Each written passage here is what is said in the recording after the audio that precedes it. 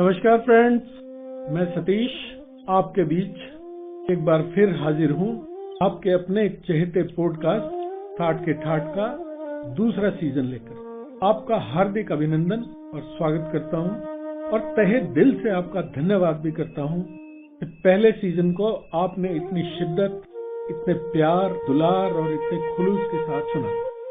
साथियों, दूसरे सीजन में हमारा प्रयास रहेगा कि पहले सीजन में जो कुछ कमियां रही होंगी उनको दूर किया जाए, आपके सुझाव और क्रिटिसिज्म को आमंत्रित किया जाए और आपसे अनुरोध करता हूं कि खुले मन से आप मुझे अपने सुझाव भेजिए।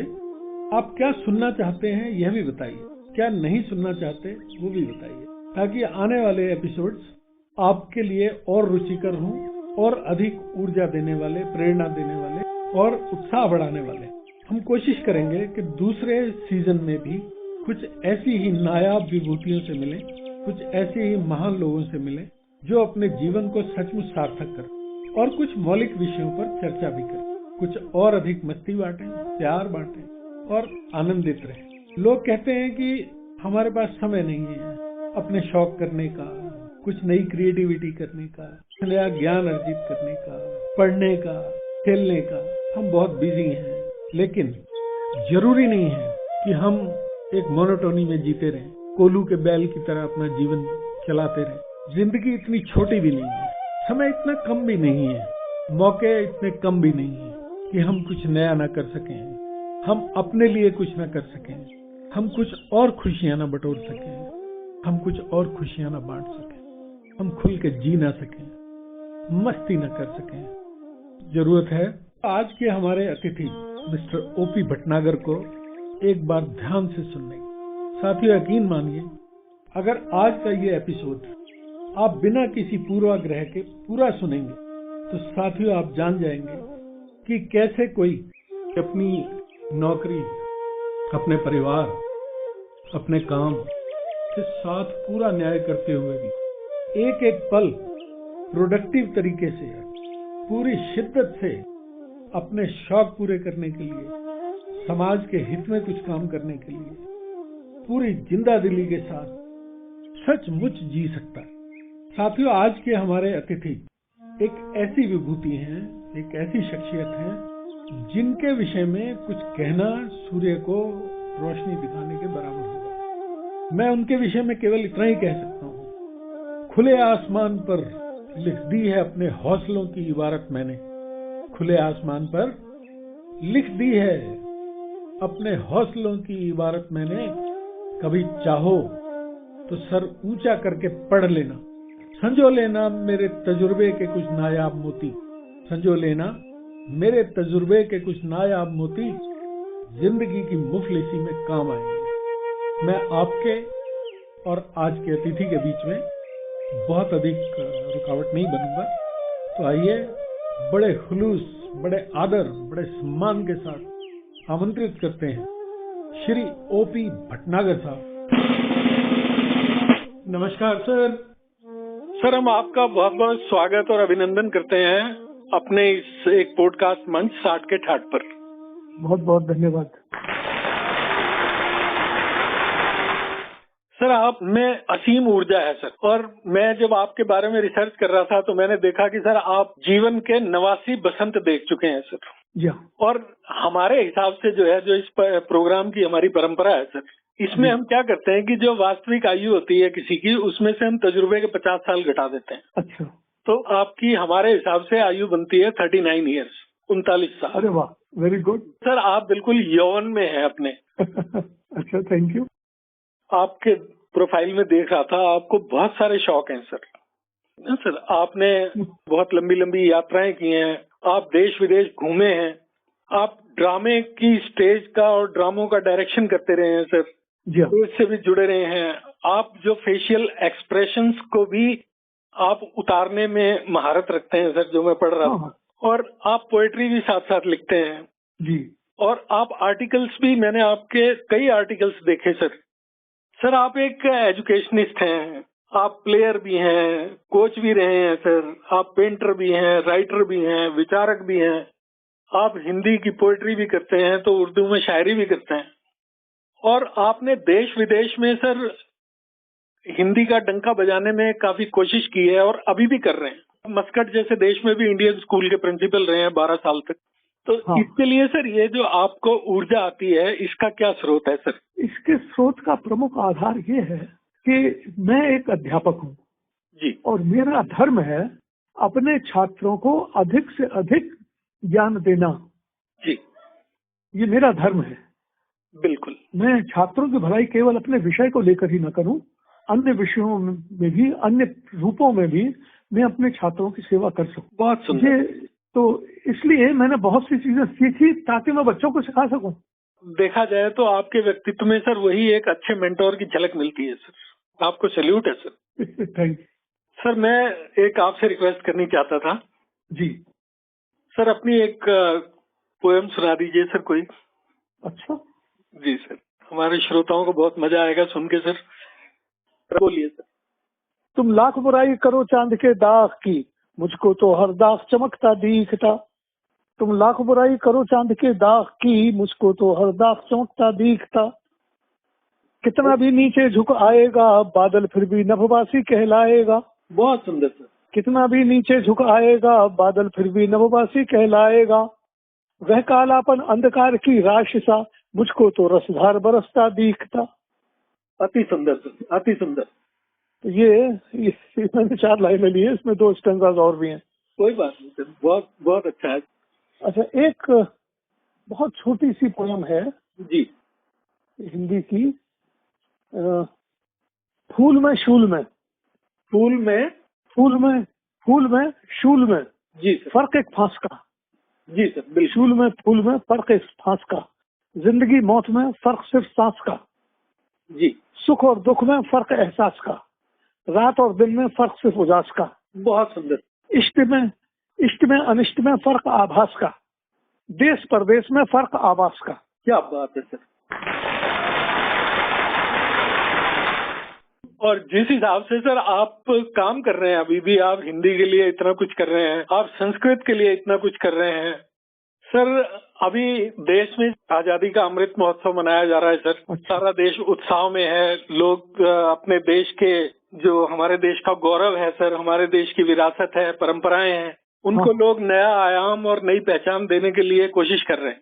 अच्छा। तो ऐसे में मैंने भी सोचा कि क्यों ना सर हम भी एक छोटा सा प्रयास करें, इस काम में छोटा सा योगदान करें। तो सर मैं आज आपके ज्ञान की जो गंगा है उसका थोड़ा सा प्रवाह मैं अपने लिसनर्स की ओर मोड़ना चाहता हूँ। और मैं चाहता हूँ कि सर आपकी अपार ऊर्जा से लोग थोड़े ऊर्जावान हो जाएं और आपके पास जो ज्ञान का भंडार है सर, उससे थोड़ा सा हम भी अभिभूत हो पाए सर।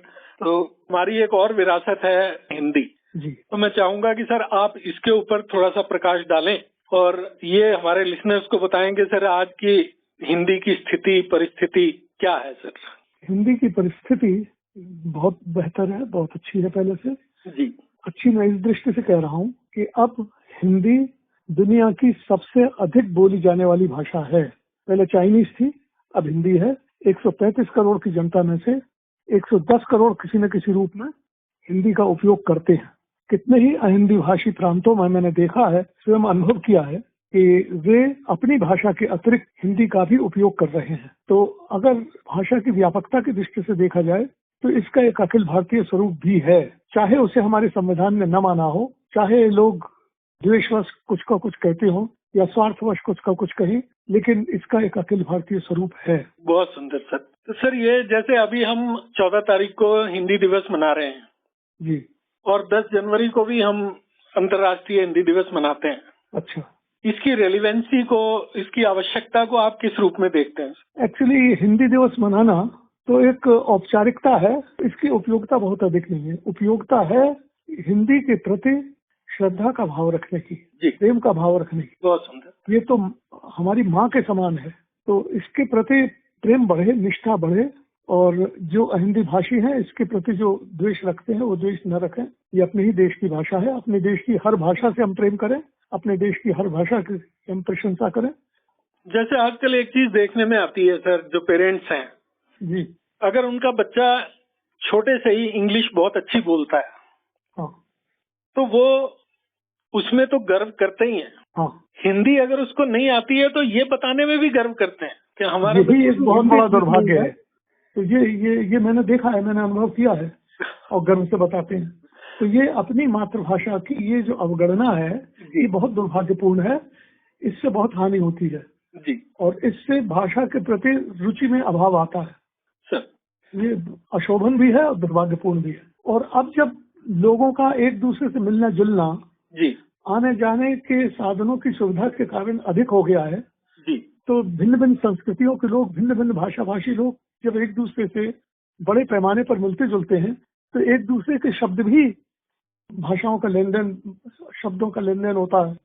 अंग्रेज रहे तो यहाँ अंग्रेजी के शब्द आए, पुर्तगाली रहे, पुर्तगालियों के आए, जो मुस्लिम समाज आया उनसे अरबी, फारसी और तुर्की शब्द आए।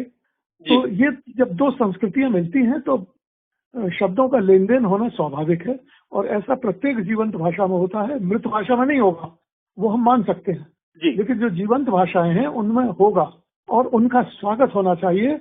उससे प्रत्येक भाषा का शब्द भंडार बढ़ता है, उससे अभिव्यक्ति कौशल बढ़ता है।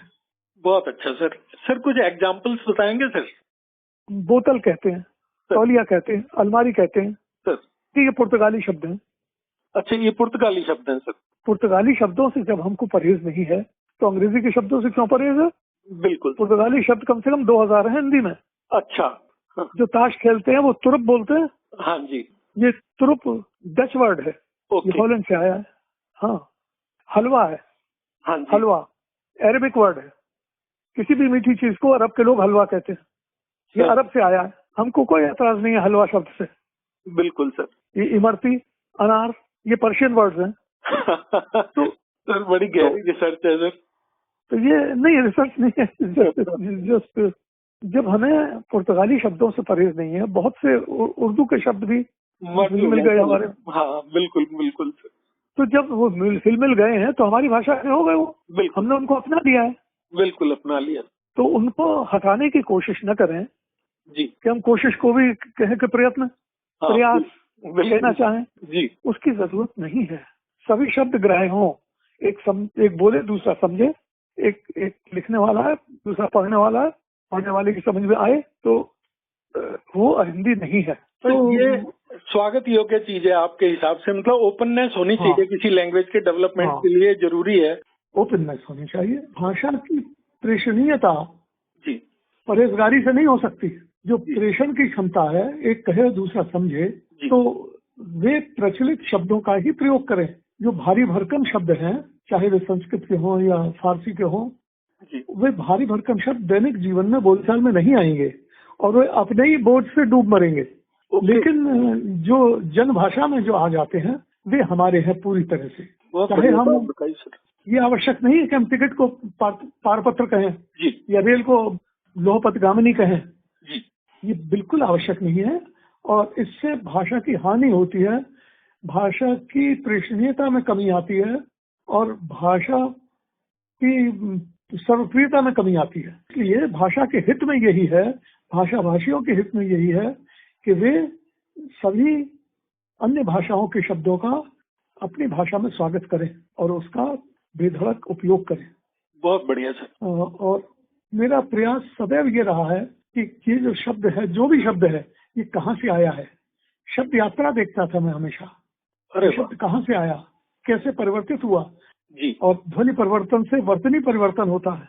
तो इस प्रकार के बहुत से शब्द हैं जिनके उदाहरण दिए जा सकते हैं सर। अब हमने घृत को घी कर लिया, अग्नि को पहले अग्नि कहा गया और अग्नि के बाद आग कहा गया जी।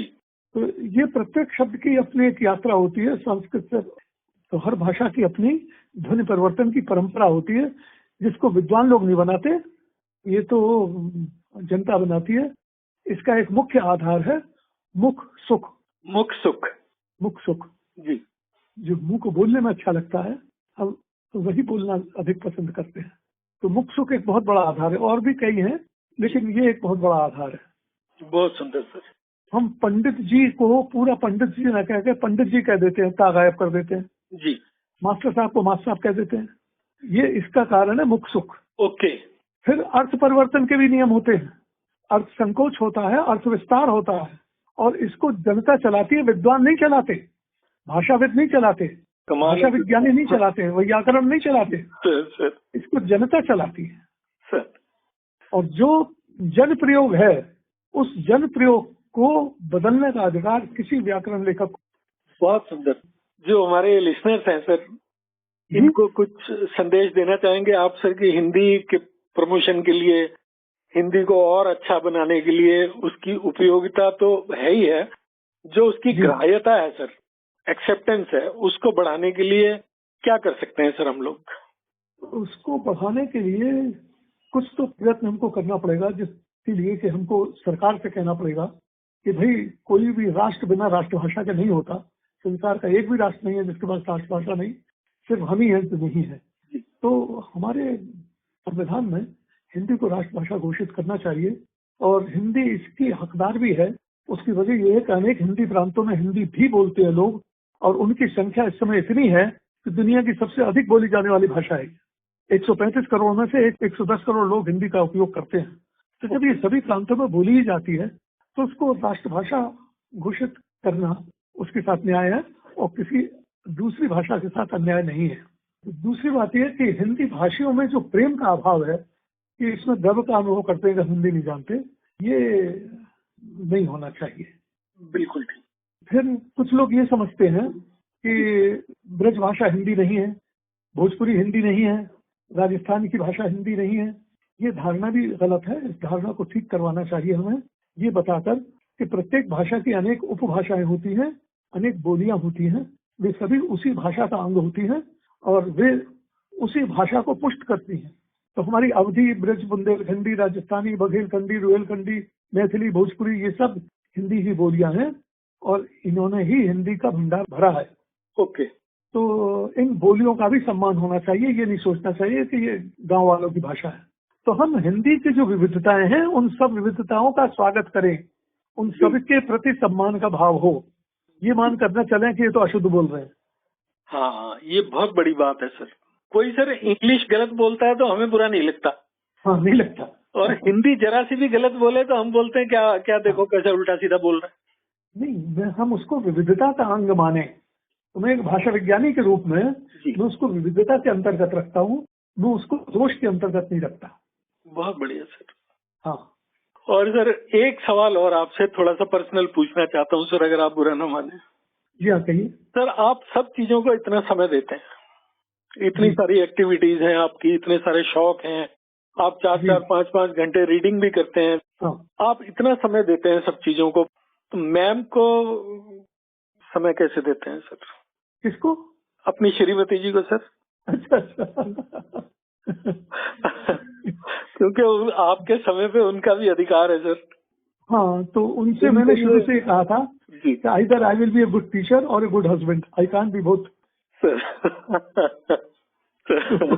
उन्होंने एज ए बैड हस्बैंड भी मुझको पूरी तरह से स्वीकार किया है। बहुत बढ़िया। अच्छा सर। सर अपनी फिटनेस का राज और बताइए।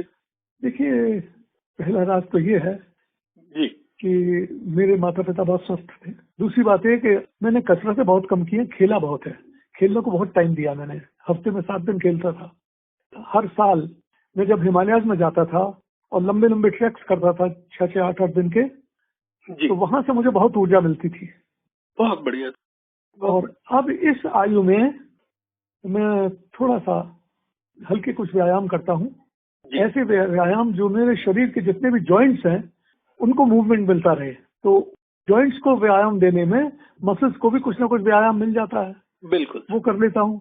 अच्छा, दूसरी बात यह है, दुर्गुण नहीं, लोगों के सद्गुणों का जी बखान करता हूँ, उसी से प्रेरणा लेता हूँ। बहुत खूब सर, बहुत गहरी बात कही। I always look much younger than my age. Good sir, you are a blessed one sir. आपसे बात करके आज बहुत सारी प्रेरणा मिली, बहुत सारा ज्ञान मिला और मेरे पास शब्द नहीं है सर कि मैं कितना अभिभूत हूँ आपसे बात करके। और मेरे जो साथी हैं जो हमें सुन रहे हैं वो भी गौरवान्वित महसूस कर रहे होंगे सर आज आपकी ये बातचीत सुन के। इतने मौलिक सब्जेक्ट के ऊपर और इतने जरूरी सब्जेक्ट के ऊपर सर आपने अपना इतना समय दिया। हैट्स ऑफ है सर आपको। बहुत बहुत मैं आपके सभी श्रोताओं का अभिनंदन करता हूँ। लेकिन आप जो काम कर रहे हैं इसका बड़ा सदुद्देश्य है, ये बहुत उपयोगी है ये कार्यक्रम आपका। तद उद्देश्य से बहुत प्रभावित हूँ। मैंने इस दिशा में सोचा और उसको कार्य रूप में परिणत किया। बहुत बहुत धन्यवाद सर। हम तो सर आपके लंबी आयु की, अखंड स्वास्थ्य की कामना करते हैं, क्योंकि आप एक रियल असेट हैं सर। Thank you. इन शुभकामनाओं से भी तो मुझे ऊर्जा मिलती है। हाँ, ये बात बिल्कुल सही है सर। बहुत अच्छा लगा आपसे बात करके सर, बहुत बहुत धन्यवाद। नमस्कार सर। साथियों, आज की इस बातचीत को सुनने के बाद मुझे नहीं लगता कि कुछ भी कहने की आवश्यकता शेष रह गई। मैं ये आशा करता हूँ कि आपको भरपूर ऊर्जा मिली होगी, आपको बहुत सारा आनंद आया होगा, और इसी तरह का कुछ भविष्य में लेकर आने के लिए वादा करते हुए आपसे विदा लेता हूँ। तब तक खुश रहिए, हंसते रहिए, मुस्कुराते रहिए, ऊर्जा और प्यार बांटते रहिए, मुझे सुनते और सुनाते भी रहिए। तब तक के लिए टाटा।